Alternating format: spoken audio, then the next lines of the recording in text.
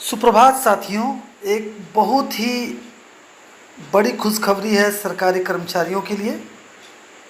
जैसा कि आपको पता है कि कई वर्षों से ये झारखंड सरकार के कर्मचारियों की एक इच्छा थी कि राज्य सरकार के द्वारा एक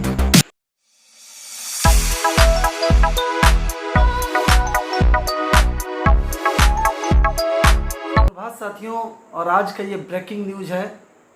सरकारी कर्मचारियों एवं पेंशनधारियों की एक चिर परिचित डिमांड थी झारखंड राज्य सरकार से कि वो अन्य प्राइवेट कंपनियों की तरह, केंद्रीय कर्मचारियों की तरह, बीएसएल, सीसीएल जैसे कर्मचारियों की तरह झारखंड सरकार के कर्मचारियों को स्वास्थ्य बीमा का लाभ मिले।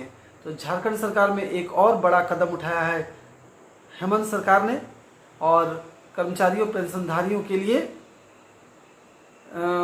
5 लाख तक का जीवन स्वास्थ्य बीमा का लाभ दिया है, जिसका नोटिफिकेशन आज ही के डेट से जारी कर दिया गया है। वैसे तो ये काफ़ी पुरानी और चिर परिचित बातें थी, लेकिन स्वास्थ्य चिकित्सा शिक्षा एवं परिवार कल्याण विभाग झारखंड सरकार के द्वारा प्रेस विज्ञप्ति जारी किया गया है, और झारखंड राज्य स्वास्थ्य बीमा योजना अंतर्गत राज्य कर्मियों एवं सेवानिवृत्त कर्मियों को इनरोलमेंट करने के संबंध में एक प्रेस विज्ञप्ति जारी की गई है, जिसके तहत हम लोग ये जानना जरूरी है आज के डेट में कि हमको करना क्या है। तो हमको इनरोलमेंट करना है, यानी नामांकन कर लेना है। ऐसे इससे पहले भी हमने किया था, लेकिन अभी जो प्रक्रिया है वो ये है कि राज्य के कर्मियों, सेवानिवृत्त कर्मियों को झारखंड राज्य स्वास्थ्य बीमा योजना का लाभ प्रदान करने हेतु विभागीय संकल्पना संख्या 185/13 और दिनांक 31/7/23 के तहत एक चिट्ठी निर्गत की गई है। उक्त संकल्प में निहित प्रावधान अंतर्गत निम्नलिखित लाभुक जो होंगे वो आच्छादित होंगे। राज्य विधानसभा के वर्तमान माननीय सदस्य, राज्य के सभी सेवाओं के कर्मी, सेवानिवृत्त कर्मी ये इसमें शामिल होंगे।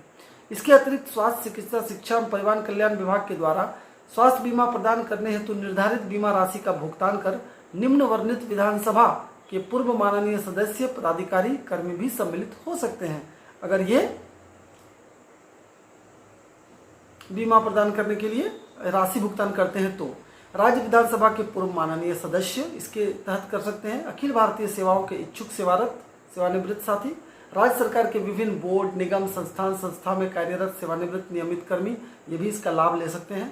राजकीय विश्वविद्यालयों एवं उनके अंतर्गत अंगीभूत महाविद्यालयों में नियमित कार्यरत सेवानिवृत्त शिक्षकगण एवं शिक्षेतर कर्मचारी भी इसके लाभ ले सकते हैं। उक्त संकल्प के तहत राज्य के कर्मचारियों, शिक्षक एवं अन्य तथा सेवानिवृत्त कर्मचारियों, शिक्षक एवं अन्य के आश्रित को सम्मिलित रूप से 1 साल में 5 लाख रुपया तक का निःशुल्क चिकित्सा की व्यवस्था सरकार देश और राज्य के नामे गिने चुने अस्पतालों में किया जा सकता है। उसके अलावा इसके लिए करना क्या होगा, तो झारखंड स्टेट आरोग्य सोसाइटी JSAS के नए वेबसाइट, जिसको मैं अभी एंट्री कर दूंगा आपके पास, के पोर्टल में जाकर जानकारी उपलब्ध कराना है। अपने परिवार के सदस्यों के संबंधित जानकारी ऑनलाइन आवेदन के माध्यम से हमको एंट्री करने हैं। उसका फोटोग्राफ्स, उसका डिटेल सारा कुछ उसमें डालना पड़ता है।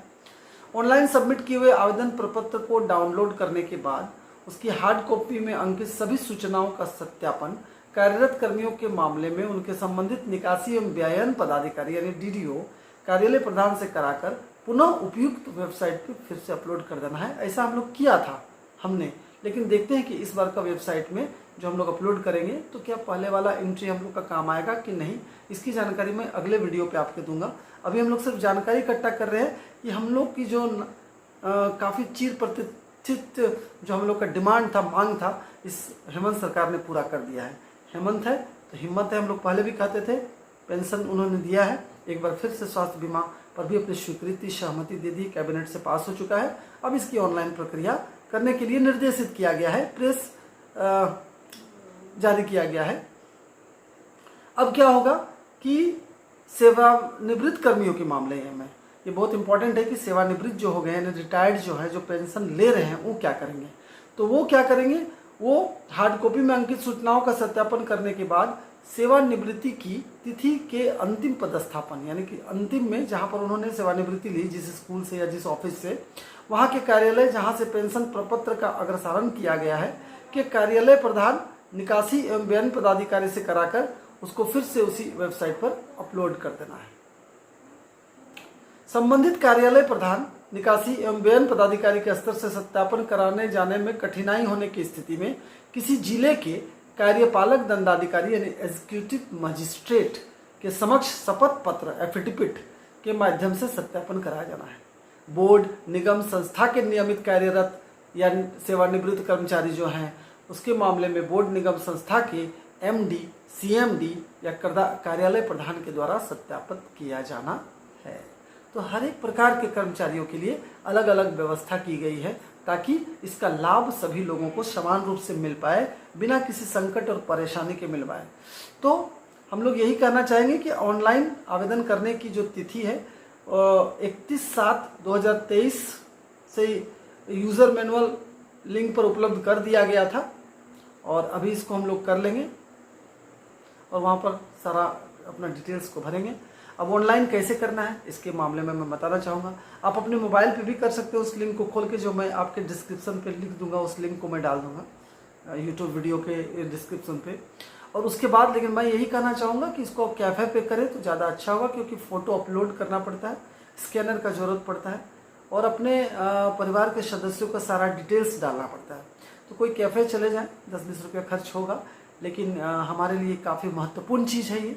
स्वास्थ्य बीमा के लिए लोग अपना पर्सनल स्वास्थ्य बीमा लेते थे, हज़ारों हज़ार के खर्च होता था।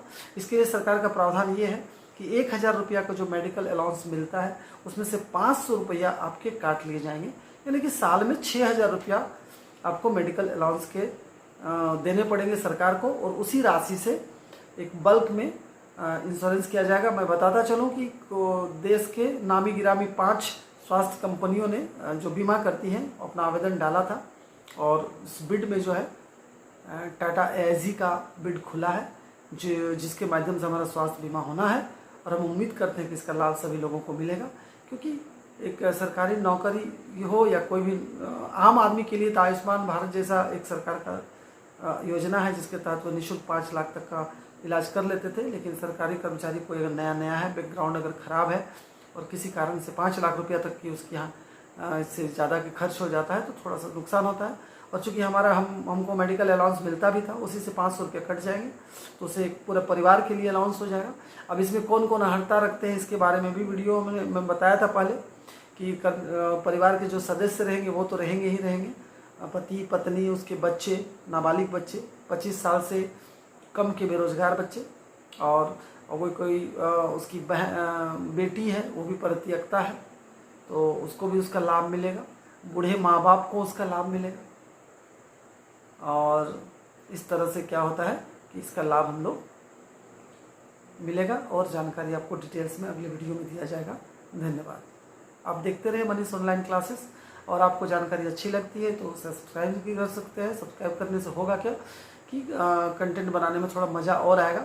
वैसे उद्देश्य धन कमाना नहीं है, लोगों को जानकारी शेयर करना है, यह उद्देश्य के साथ मैं काम करता हूँ और आगे करता रहूँगा। तब तक के लिए हम लोग मिलते हैं नेक्स्ट वीडियो में। धन्यवाद।